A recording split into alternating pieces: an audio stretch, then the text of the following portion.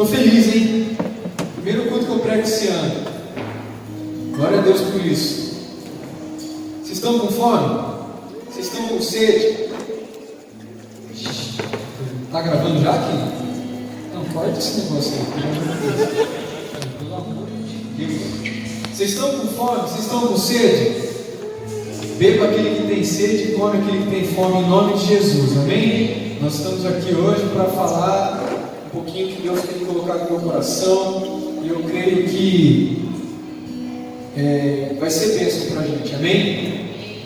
Nós não estamos aqui nos importando com quantidade, e sim com qualidade, amém?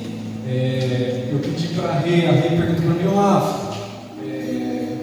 qual vai ser o tema da pregação e tal. Eu falei assim, Deus tem falado muito comigo a respeito de um convite à santidade. Parece chover no molhado, né? Mas a gente vai ver hoje que vai ser algo diferente. Nós vamos ver hoje que é algo diferente que Deus tem para derramar para a gente nesses tempos aí. Amém? Quero começar agradecendo vocês, porque é sábado de carnaval, a gente sabe. Muitos poderiam estar viajando, vocês estão aqui. Eu glorifico a Deus por vocês, galera de Guararema. Obrigado pela visita de vocês. Tamo junto, amém? E eu quero agradecer, porque o Senhor nos chama para ser santos, amém? Deus tem o desejo de nos santificar. E a gente vai ver ao decorrer da mensagem aqui. E não tem como falar de santidade sem falar de pecado. Pecado e santidade, os opostos. Se pecado é errar o alvo, santidade automaticamente é acertar o alvo. Amém? E eu quero ir lá no começo de tudo. Quero que vocês abram em Gênesis 3. Fala um pouco da queda, amém? Gênesis 3, do 1 em diante. Todo mundo achou? Quem achou, diga, eu achei. Olha isso, Gênesis é facinho, né? Diz assim, ora, a serpente era a mais astuta de todos os animais selvagens que o Senhor Deus tinha feito. E ela perguntou à mulher, foi isto mesmo que Deus disse? Não comam de nenhum fruto das árvores do jardim? Respondeu a mulher à serpente, podemos comer do fruto das árvores do jardim, mas Deus disse, não comam do fruto da árvore que está no meio do jardim, nem toquem nele, do contrário, vocês morrerão. Disse a serpente à mulher, certamente não morrerão. Deus sabe que no dia que dele comerem, seus olhos se abrirão, e vocês, como Deus, serão conhecedores do bem e do mal. Quando a mulher viu que a árvore parecia agradável ao paladar, era atraente aos olhos, e além disso, desejável para ela se obter o discernimento, tomou do seu fruto, comeu e deu ao seu marido, e comeu também. Os olhos dos dois se abriram e perceberam que estavam nus, então juntaram folhas de figueira para se cobrir. Ouvindo o homem e a sua mulher os passos do Senhor Deus que andava pelo jardim quando soprava a brisa do dia, esconderam-se da presença do Senhor Deus entre as árvores do jardim. Mas o Senhor Deus chamou o homem perguntando, onde está você? E ele respondeu, ouvi teus passos no jardim e fiquei com medo, porque estava nu, por isso me escondi. E Deus perguntou, quem lhe disse que você estava nu? Você comeu do fruto da árvore que lhe proibi de comer? Disse o homem, foi a mulher que me destes por companheira que me deu do fruto da árvore e eu comi. O que me remete isso? Vamos voltar um pouquinho no tempo aqui. Eu sei que tem pessoas que não precisam voltar tanto, mas vamos voltar um pouquinho no tempo, quando a gente era criança. Quando juntava você e seus amigos, ou você e seus irmãos, para fazer uma arte. Vou fazer arte, vou bagunçar. Seus primos, fazia bagunça. Aí quando você via, você escutava que sua mãe estava chegando, abrindo o portão, O que você fazia? Pernas para quem te quer, né, não é? Saía correndo, se escondia. Lá em casa era assim, cara. Minha irmã, ela entrava primeiro debaixo da cama e depois ficava eu. Quem que a minha mãe catava primeiro? Quem estava na ponta. E eu sempre estava na ponta. E é assim que eu vejo essa parte aqui. Eles fizeram coisa errada e se esconderam quando perceberam que Deus estava para se chegar a eles na virada do dia. Eu quero dar uma ênfase aqui com vocês no verso 6 do capítulo 3. Quando a mulher viu que a árvore parecia agradável ao paladar, era atraente aos olhos e, além disso, desejável para ela se obter discernimento, tomou do seu fruto, comeu e deu ao seu marido, que comeu também. O pecado, amados, é bom. Aparentemente, o pecado é gostoso, porque senão aqui não estava escrito na Bíblia. A Eva olhou lá e viu que o fruto era agradável aos seus olhos, e aparentemente bacana, é ou não é? O pecado é uma coisa que é gostoso, pode parecer ser gostoso, mas depois, meu amigo, vem as consequências. Nós sabemos que o pecado ele não chega assim do nada. Tipo, nossa, estava andando na rua, pequeno. Quando a gente peca, já vem algo na nossa cabeça maquinando. Sim ou não? As coisas vão entrando na nossa cabeça. Eu entendo aqui, não está escrito na Bíblia, mas eu vou imaginando, eu vou lendo as coisas e vou imaginando. Adão e Eva eles circulavam pelo jardim, amém? Eles só não podiam comer do fruto lá e tocar nos frutos das árvores que estavam no meio do jardim. Mas eles iam até o meio do jardim. De repente, Eva estava lá, circulando no meio do jardim, e viu a árvore. E passou na cabeça, caramba, que árvore bacana, que fruto, né? E acho que meio que deu um desejo. E a serpente estava lá, amigão, só de butuca na Eva. Vou catar essa menina na quebrada. E aí, tudo bem, Eva? Como é que você está? Está bem? Tem filho, está bem? Pô, esse papo aí de vocês não poderem comer desse fruto aí. Se a gente comer, a gente vai morrer. Não, nada a ver. E muitas vezes a gente está andando no caminhar das nossas vidas e aparecem alguns frutos aparentemente bonitos. Você fala assim, caramba, eu nunca tinha me atentado para essas coisas. E aí o inimigo vem e dá uma potencializada. Não, filho. Só um beijinho, né? Pega nada não. Só isso aqui mesmo. Só um gorozinho. Só um guerre-guerre. Pega nada, meu. Você é casado, mas sua mulher nem está aqui. Ou o seu marido nem está aqui. O cara é bonitão, meu. Vai lá, ninguém vai ficar sabendo.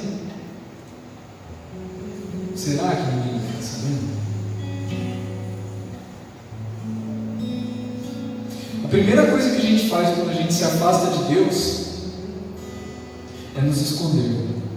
Quando a gente está até aqui no pecado, a primeira coisa, a gente não quer encontrar Deus. A gente se esconde de Deus. Deus está chegando, eu estou saindo. Vice-versa.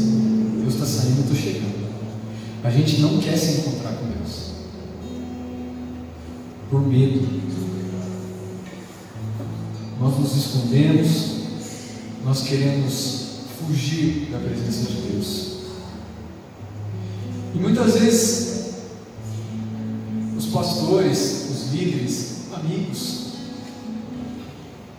falam, eu estou vendo que tem alguma coisa diferente, alguma coisa errada com você, cara, vamos conversar. Não, cara, mas não fui eu não. Não fui eu. Foi fulano lá. Mano, eu vi que você está sumindo da igreja aí, cara, o que está acontecendo? Vi umas fotinhas suas aí no carnaval. Aí, não, mas foi fulano que me levou, cara.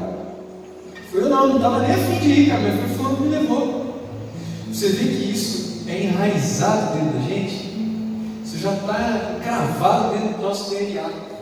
Se eu pegar uma criança, as crianças estão brincando aqui, ó. Se eu pegar uma criança e ver que ela está fazendo alguma coisa errada, elas estão em grupinho. Elas não têm o entendimento. Mas se eu pegar essa criança e falar, meu, o que você fez? Não fui eu não, pai, foi tal fulano. É ou não é? A gente já joga a culpa para as pessoas. Foi isso que Adão fez. Foi ou não foi?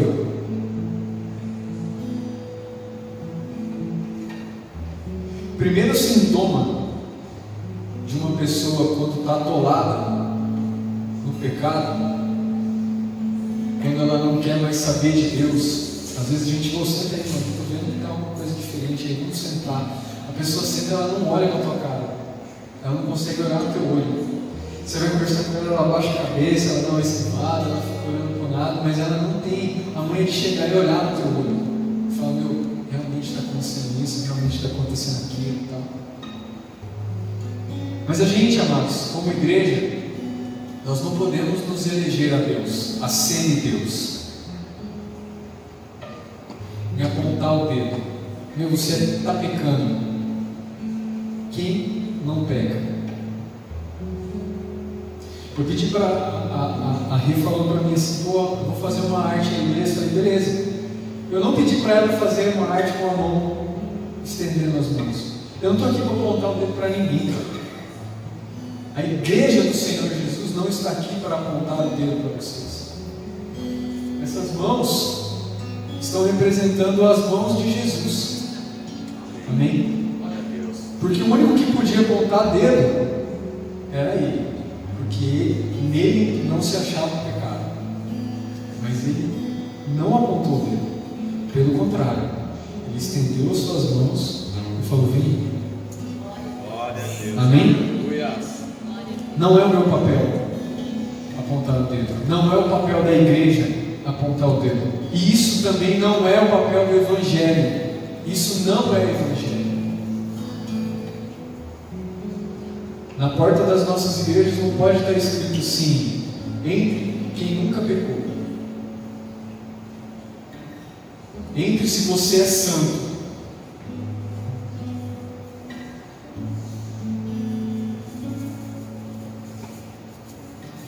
Jesus fala assim, venha como você está. E meu amigo, se a gente não está com Jesus, se a gente não está com Deus, como é que a gente não está? Só a cangaia, como dizem os antigos.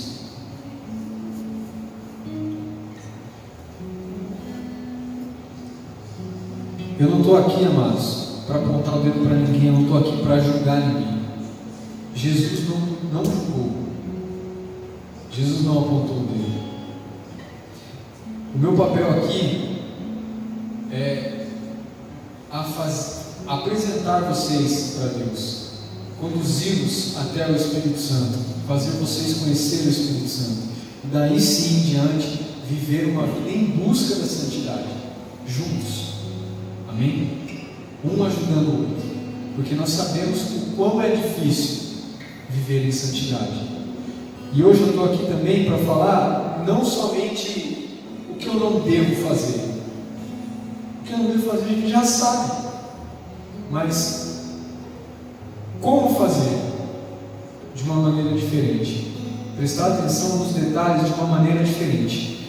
Eu queria que você abrisse a sua Bíblia em 1 Tessalonicenses 4.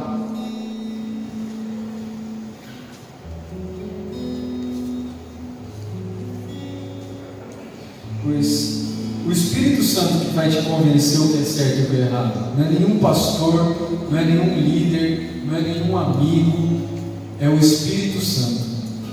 Os pastores, os líderes no começo, eles podem até te ajudar, mas é o Espírito Santo que te conduz o que é certo e o que é errado. E o que a Bíblia diz de certo e errado? Vamos lá. 1 Tessalonicenses 4, verso 1 diz assim: quanto mais, irmãos, já os instruímos acerca de como viver a fim de agradar a Deus, De fato, assim vocês estão procedendo. Agora lhes pedimos e exortamos no Senhor Jesus que cresçam nisso cada vez mais, pois vocês conhecem os mandamentos que demos pela autoridade do Senhor Jesus. A vontade de Deus é que vocês sejam santificados, abstenham-se da imoralidade sexual. Cada um saiba controlar o seu próprio corpo de maneira santa e honrosa, não dominados pelas paixões de desejos desenfreados, como os pagãos que desconhecem a Deus. Neste assunto, ninguém prejudique o seu irmão, nem dele se aproveite. O Senhor castigará todas essas práticas, como já lhe dissemos e asseguramos. Porque Deus não nos chamou para a impureza, mas para a santidade. Porque tanto aquele que rejeita estas coisas não está rejeitando o homem, mas a Deus, que lhes dá o Espírito Santo. A referência que não temos que seguir, a gente já sabe. Qual é a referência que a gente não tem que seguir?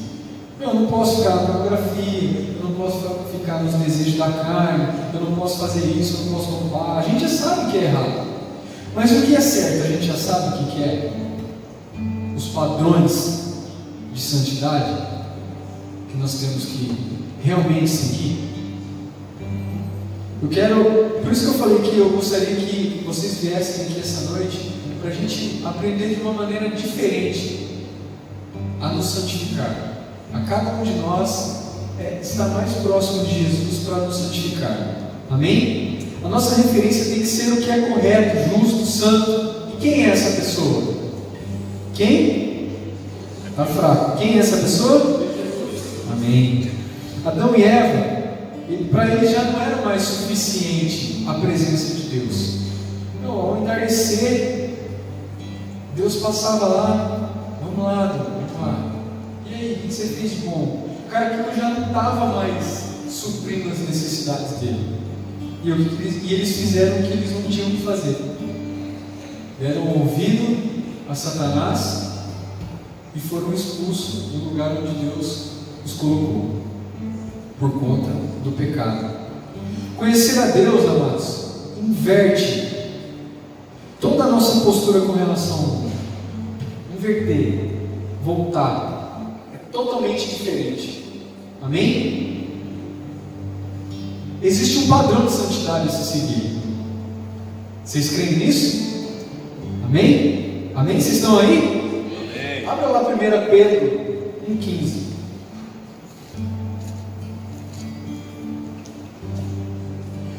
1 Pedro 1,15, do 15 ao 16.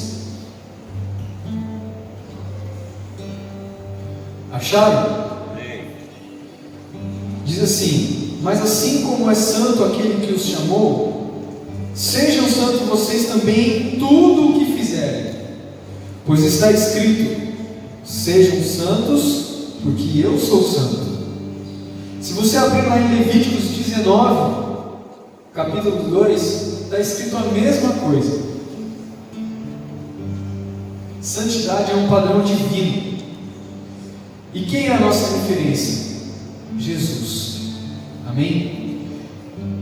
Vou mostrar que santidade é muito mais do que não fazer, e sim do que fazer, como ser feito. Aleluia? Vocês estão muito quietos, hein, gente? No Brasil, as estatísticas dizem que mais ou menos nós já chegamos a 50 milhões de cristãos. É gente. Fala aí. 50 milhões de cristãos são gente. É gente. Era para o Brasil estar, fala aí, voando em Deus. Mas é isso que a gente vê. Mergulhado em corrupção, violência. Deus, já começou o ano, cara. A Larissa que gosta de postar uns negócios de feminicídio. Quantas mulheres já não sofreram violência? A gente está no 3º mês do ano só. Quantas coisas vêm acontecendo? E nós somos mais ou menos 50 milhões de cristãos. Alguma coisa de certo está meio errado aí, não está? Uma coisa de errado não está meio certo. Uns negócios mais ou menos parecem com isso, né? O que a gente tem feito? O que as igrejas estão pregando para que tudo isso venha estar acontecendo? Por que a igreja hoje apresenta um evangelho fácil? Jesus nunca apresentou um evangelho fácil para a gente. É ou não é verdade? Pode interagir, gente. Vocês estão aí? Glória a Deus. Estamos fazendo algo de errado que não está certo. Pronto, agora achei aqui a frase que eu ia falar. Agora eu vou começar na pregação. Foi só uma introdução. Na nova aliança nós temos 4 fundamentos. Fundamentos esses que precisamos saber de maneira que a Bíblia realmente vem nos ensinar. Já nos ensinou. Amém? Queria que vocês abrissem lá em Mateus 16.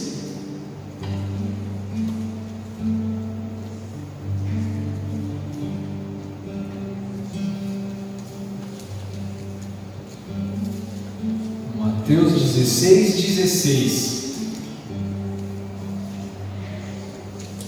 Diz assim: Simão Pedro respondeu: Tu és o Cristo, o Filho do Deus vivo. Esse é o primeiro mandamento, amados. Cristo, o Filho do Deus vivo. O segundo mandamento está em Mateus 16, 24, que diz assim: 16, 18. Diz assim: Eu lhe digo que você é Pedro, e sobre esta pedra edificarei a minha igreja, e as portas do Hades não poderão vencê-la. O segundo fundamento é a igreja de Cristo. O terceiro fundamento é Mateus 24. Diz assim: Então Jesus disse aos seus discípulos: Se alguém quiser acompanhar-me, negue-se a si mesmo, tome a sua cruz e siga-me. O terceiro fundamento é a cruz. E o quarto fundamento, o quarto pilar, está em Mateus 16, 28. Garanto-lhes que alguns dos que aqui se acham não experimentarão a morte, antes de verem o Filho do Homem vindo em seu reino. O quarto fundamento é o reino de Deus. E o que nós temos feito com esses 4 fundamentos? Primeiro fundamento: todos nós cremos que Jesus é o único Filho de Deus. Toda a terra sabe que Jesus é o único Filho de Deus. O seu vizinho sabe que Jesus é o único Filho de Deus. A galera da sua escola sabe que Jesus é o único Filho de Deus. O pessoal do seu trabalho sabe que Jesus é o único Filho de Deus. Só aí eu podia parar. Só aí já dava para dar uma parada. Segundo fundamento: a igreja como corpo de Cristo na terra. 1 Colossenses 1,18 fala isso, que Jesus é o cabeça da igreja. O que nós temos falado, o que nós temos pregado, o que a igreja brasileira tem feito? Apresentado um evangelho adulterado, um evangelho fácil, o evangelho de troca. Porque ao invés de ajuntarmos como corpo, nós estamos espalhando a rodinha no popular. Não vivemos em unidade. Nós, pelo contrário, nós queremos matar o nosso irmão. Nós estamos nos mutilando cada vez mais.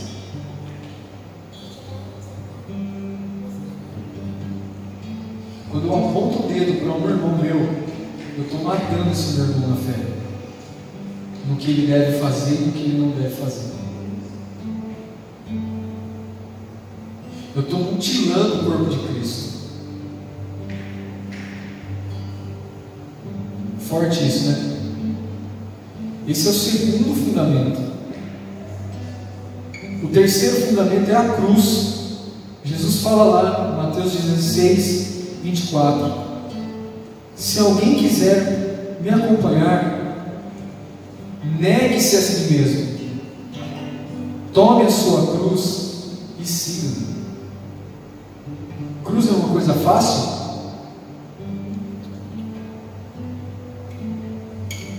Evangelho sem cruz não é evangelho. Sei que eu estou meio sério hoje, né? Estou meio preso, meio travadão assim. Mas é que é muito forte isso que Deus vem falando para mim, assim, sabe? A respeito de santidade. Eu sei que eu gosto de levar as coisas mais na brincadeira, de brincar e tal, falar coisa séria mais na brincadeira, para ver se vocês têm um entendimento. Mas assim, hoje Deus me pegou e falou: dessa maneira que você vai fazer. O quarto fundamento, amados, é o reino de Deus. Não tem como brincar com as coisas de Deus. Mateus 6, do 9 ao 13, a oração do Pai Nosso diz assim, né? Assim na terra como? Assim na terra como? Não é assim no céu como na terra. Assim na terra como é no céu. Nós estamos confundindo missão com destino. Nós temos que trazer o reino de Deus para a terra. E nós estamos confundindo, vamos viver o que tem para viver hoje, porque amanhã nós estamos lá no reino de Deus. E Jesus fala assim: é assim na terra como é no céu. Aqui tem que espelhar o que é lá em cima. Amém? Enfim, santidade é cuidar e proteger de tudo que Deus colocou em nossas mãos. Isso é uma parte da santidade. Jesus assumiu uma responsabilidade para nós fazermos parte da santidade dele. Vocês me entenderam? Jesus assumiu uma responsabilidade que ele não precisava ter assumido, mas por amor a nós, ele assumiu essa responsabilidade para que hoje eu e você fizéssemos parte dessa santidade. Amém? Aleluias? Abre lá em Hebreus 2. Vocês estão mó quietão, cara. Tá pegado aí, galera? Tá de boa? Vocês estão com sono? Dorme não. Ajuda eu. Vamos acordar. Diz assim, Hebreus 2:11: ora, tanto o que santifica quanto os que são santificados provém de um só. Por isso Jesus não se envergonha de chamá-los de irmão. E ele diz: proclamarei o teu nome a meus irmãos na assembleia, te louvarei, e também nele porei a minha confiança. Novamente ele diz: aqui estou com os filhos que Deus me deu. Mano, é muito louco isso, cara.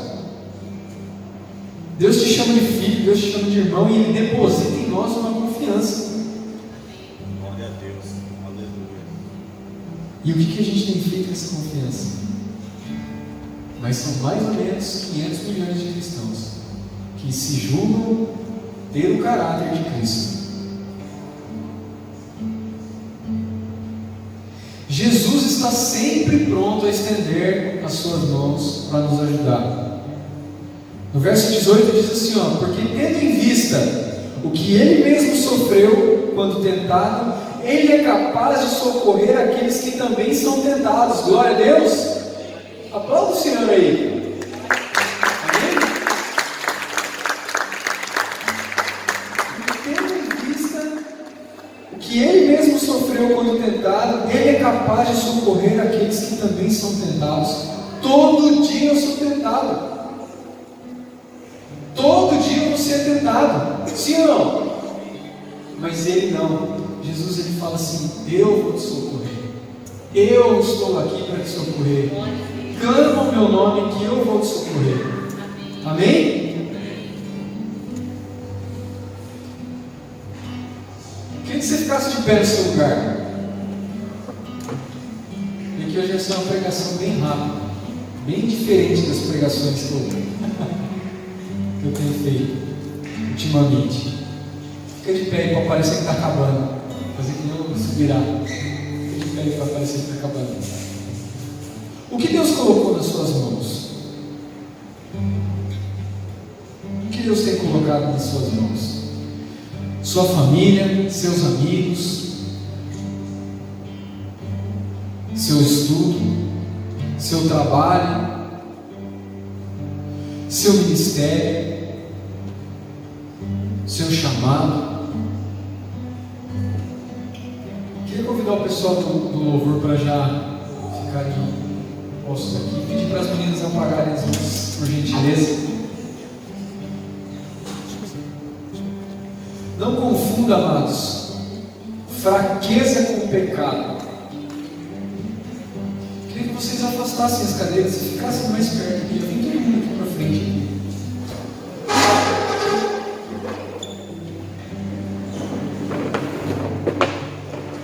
Não confundam fraqueza com pecado.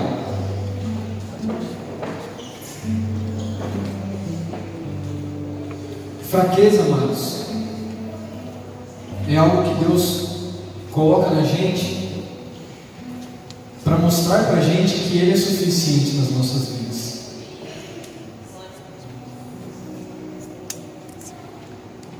Jesus fala assim: sem mim nada podeis fazer.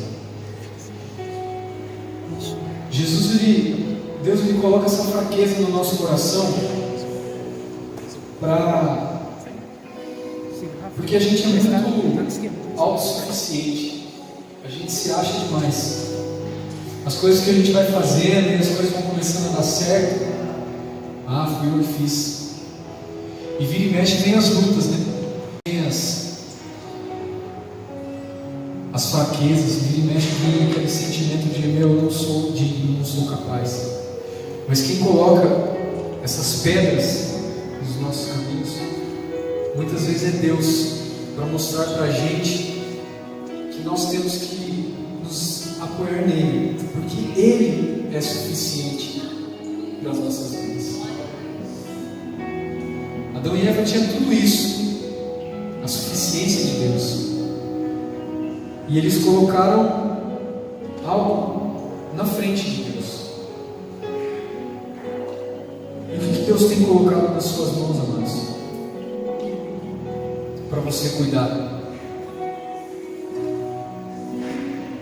Não fuja, não se esconda da linda presença do Senhor. A sua nudez não constrange a Deus. Pelo contrário, Ele te conhece mais do que você imagina. A sua nudez não constrange a Deus.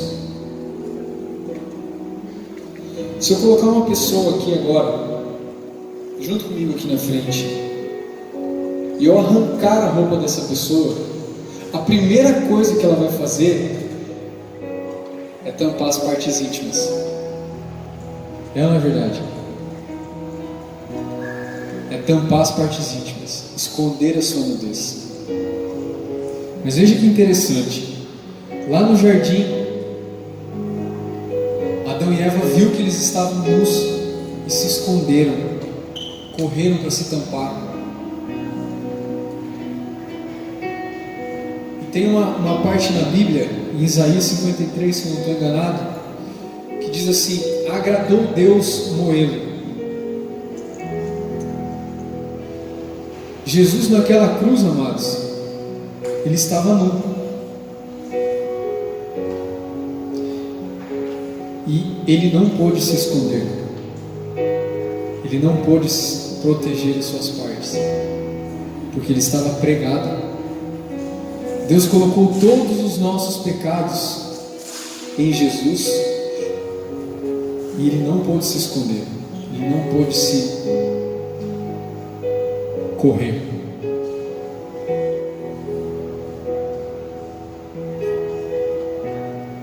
Assumir responsabilidades também é santidade.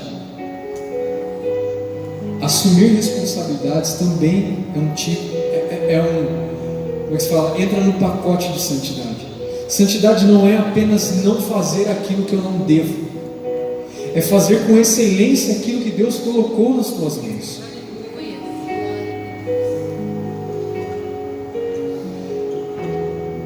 E Jesus fez com excelência aquilo que Deus colocou nas mãos dele, ao ponto dele não correr.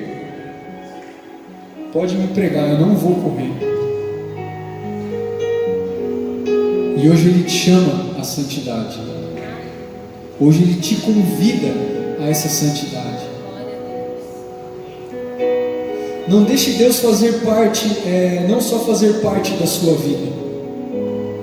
Deixa Ele ser a sua vida. Deixa Jesus ser a sua vida.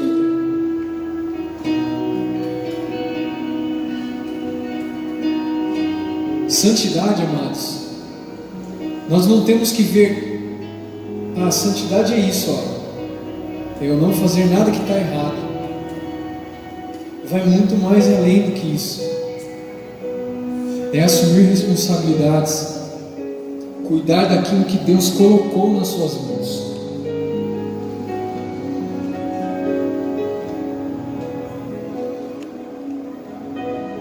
Fora não fazer aquilo que não devemos fazer. Santidade é uma coisa muito complexa. Nós por nós mesmos, nós não íamos conseguir isso jamais. Mas Jesus hoje estende as suas mãos. Faz parte dessa santidade comigo. Venha fazer parte dessa santidade comigo. Se entregue ao Senhor Jesus. Queria que vocês orassem a esse respeito, sabe? Se entregassem. Se entregar também é um conjunto que engloba a santidade. Se entregar a Deus, se entregar às vontades de Deus, porque quem governa as nossas vidas, amados, é Deus. Deixe o Espírito Santo falar com vocês. Feche os teus olhos. Comece a orar a Deus. Comece a orar a Deus. Fala, Senhor, o que eu tenho feito com aquilo que o Senhor colocou nas minhas mãos?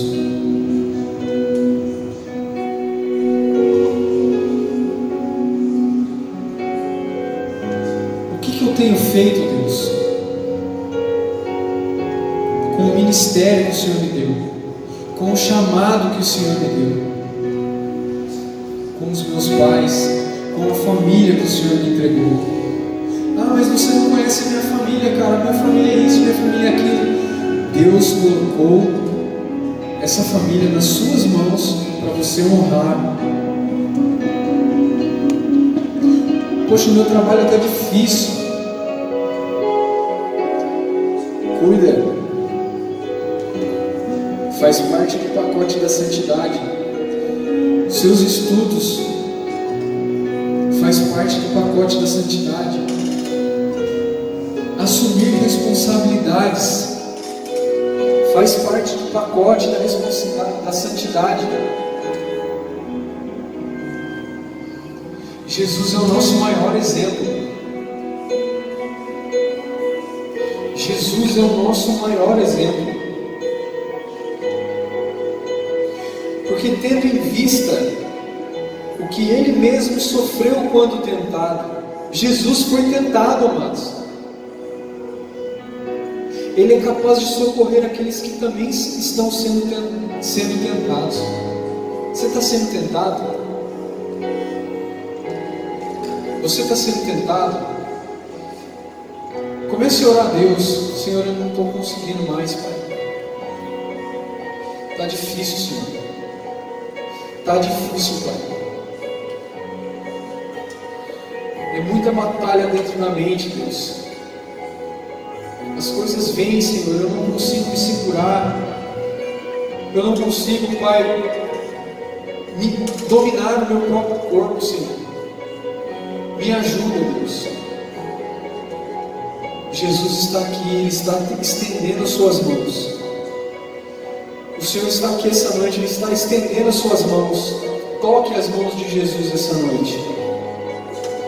Toque as mãos do Senhor essa noite. Não recuse o convite do Senhor. Abra sua boca, amados. Comece a adorar. Comece a entregar as suas dificuldades para Ele. Porque não são poucas as nossas dificuldades. E Jesus sabe disso. Hoje Ele está à direita de Deus Pai. O Espírito Santo habita em nós. E eles vão nos conduzir a chegarmos até a santidade que precisamos.